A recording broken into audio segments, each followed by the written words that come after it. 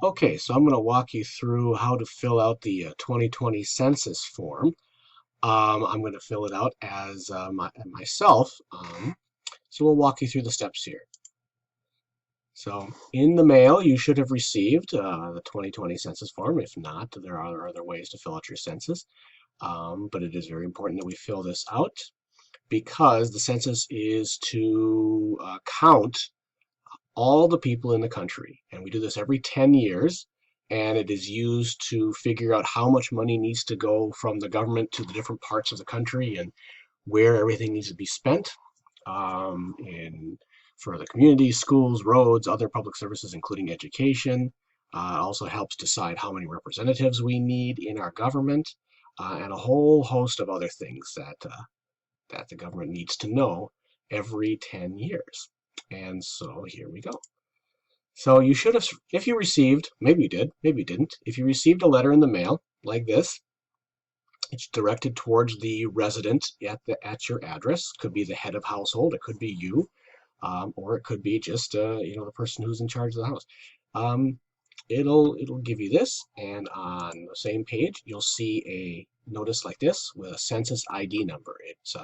It's 12 digits, letters and numbers. I blocked mine out so you can't see mine, but it is a series of digits, and you can go to the my2020census.gov website and fill in your census. And I'll go through it here. It's pretty quick, pretty slick. So you want to open up your favorite browser, whether it's Chrome, Firefox, Safari, whatever it might be. And you're going to go to the my2020census.gov. Right there, fill that in. And one thing I want to mention is you can tell that this is a government website because it's going to say on here, it has the .gov listed there, and that makes sure that you know that it is a government website and not something else. There have been a few other things that have been sent out by different groups pretending to be the census, so you want to make sure that where you go actually says .gov, my2020census.gov, and that will tell you that that is the legitimate government website for the census. When you're ready, you can go ahead and click Start Questionnaire and begin filling it in. So the first page you're going to see is the login site, and this is where you put in your 12-digit census ID found on your letter. If you don't have a letter, you can still fill in the census. You can click on the link down below here. If you don't have a census ID, click here. And what you'll see is just a couple of pages where you have to verify your address. And since I have an ID, I'm not going to go and fill that in for myself. But if you don't have your census ID, if you've lost it, never received it, you can still fill in your census by filling out these particular screens here. We'll go ahead and continue. I fill in my number. Okay.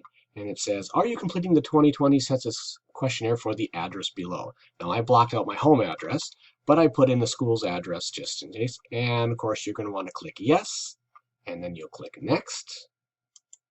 Verify your address there. Click yes and click next. On April 1st, 2020, will you be living or staying at your address?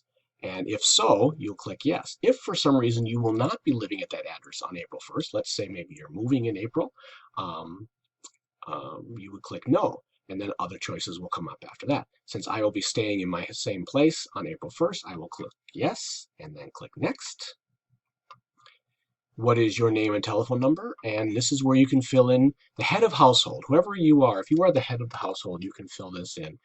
First, middle, last name, as best you can. Whatever your legal name is, I just put in Tom Teacher Kroger, but of course on my official one, I'm going to put in my full complete name. Put in a best contact number. Now that can be your cell number, or if you have a landline number, whatever the best number is, they're only going to contact you if they need to. And I've never been called by the government in this way, but they need it for you anyway. Oh, and by the way, if you are needing language translation, you'll notice down below there's lots of different language choices. Fortunately, it's not every language, but it is a lot of languages available there. So if you need the translation out of English from another language, there you go. Click on Next, and then we'll start with the household questions.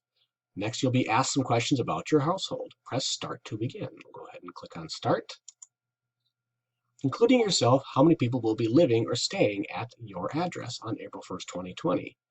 For more information on who to include, you click here. For me, I have 5 people in my household. But if you need some information on who actually lives in your house, you would click there. Okay. What is the name of each person who will be living or staying at your address on April 1st, 2020? Okay, I will put my name, and then I'll also put in the names of my family members. If you have more than 4 people to add, you can always add more people along the way. If you're not sure who to include, you can click on the link up above here, and it'll bring up a whole list of information here about who would you include and who you would not include. If you have any college students in your family who are living away from home right now while they're in school, you would not count them. But if you have anyone living in your home, whoever lives in your home basically full time, if they consider your home their address, you would include that person. If it's somebody who just stays once in a while or visiting, you would not include those folks. If you have anybody in the armed services, in the military, who's living away, who's stationed away, you would not include them either. Just the people who are living in your home right now or on April 1st. Okay? We don't want to miss anybody who might be staying, so make sure you include everybody. I've listed all my family members here, myself, my wife, and my 3 children. And if they give you another chance, if there's anybody else who you forgot to add, since I would say no, then there's no. I'll click on next. On April 1st, will the house, apartment, or mobile home you live in be owned by you or with a mortgage, owned by you free and clear without a mortgage, rented, or occupied without payment of rent? So you have to decide which is your home, how your home is. If you need some help, you can click on the help there and it will describe it for you. I have a mortgage on my home, so I will click the first button. Okay. Of the people who will be living at the home, who will own it by then? Since my wife and I both our names are on our mortgage, I would click both of them.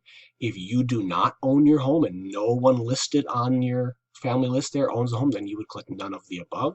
Let's say your landlord or an agency owns your apartment or something, you would click none of the above because they probably may not live within the home with you, but you would click none of the above on that. Otherwise, you can decide. Then you get to answer questions about each person in your family. So starting with myself, I click on Start, and I'll go to fill in information about myself. Very, very basic. Are you male or female? Your birth date, and it'll verify the years. If you don't know the exact birth date, you can put in the age. If you have any babies in the home, you'd want to put that are under 1 year old, you want to put in 0 for their age, or you can put in their birth date if you know their birth date. That's probably the best way to do it. Okay. Clicking on your ethnicity origin. What is your ethnicity? If you are Hispanic, Latino, or Spanish, you can choose the correct box. If you're not, like myself, I would choose no. And I'll go on to the next page then. And here's where you can fill in your ethnicity, right? For myself, my family is European. I am white. I would check the box for white, and I would fill in that my heritage is German and Swedish. I'd put German and Swedish in this box. When I get to filling it in for my wife is actually Filipino, so I would check the box for Filipino. When I get to the information about my children, I would actually check white and Filipino because I have that. You can do that. So you would choose whichever box fits for you. If you are Hmong or other Asian, you can fill that in over in the other box over here. If you're African American or Black, you'd fill it in there and describe where. If you're Somali, you could put in Somali into the box there. If you are some other ethnicity or race, you can fill in however you might need. Even down here, they give you some other if you're not quite identified there. So, like I said, I would choose white for myself and then fill in German and Swedish since that is my personal heritage. And repeat that for each of your family members. Okay. When you choose your spouse or children, you get choices of how are they related to you. So how is my wife related to me? Well, she's opposite sex wife. So that's how I would choose her. For the children, I'll get the same question for my children, and I would choose biological son or daughter. If you have adopted children or stepchildren or brothers or sisters, mothers or fathers or grandchildren living with you, your in-laws, any other roommates, whatever, you got lots of choices to determine the relation between you and the other people in your home. Okay, once you've finished entering all that in, there's only one more question to go. Okay, we want to make sure everybody is counted.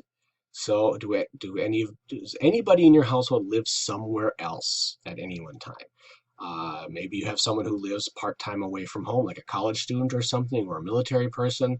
If you need some questions about that, you can click on the help and it'll describe that. Since no one in my family lives anywhere else but our house, I would click on none of the above. And I'll go next.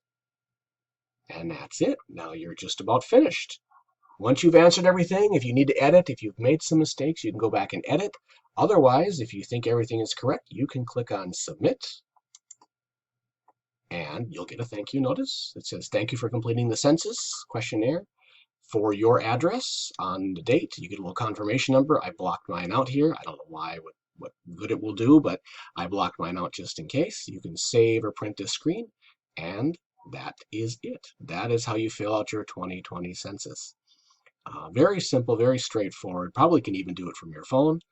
I'm done. And if you have questions, you can always email me. My email's on the first slide there. Let me know if you have any questions. All right, good.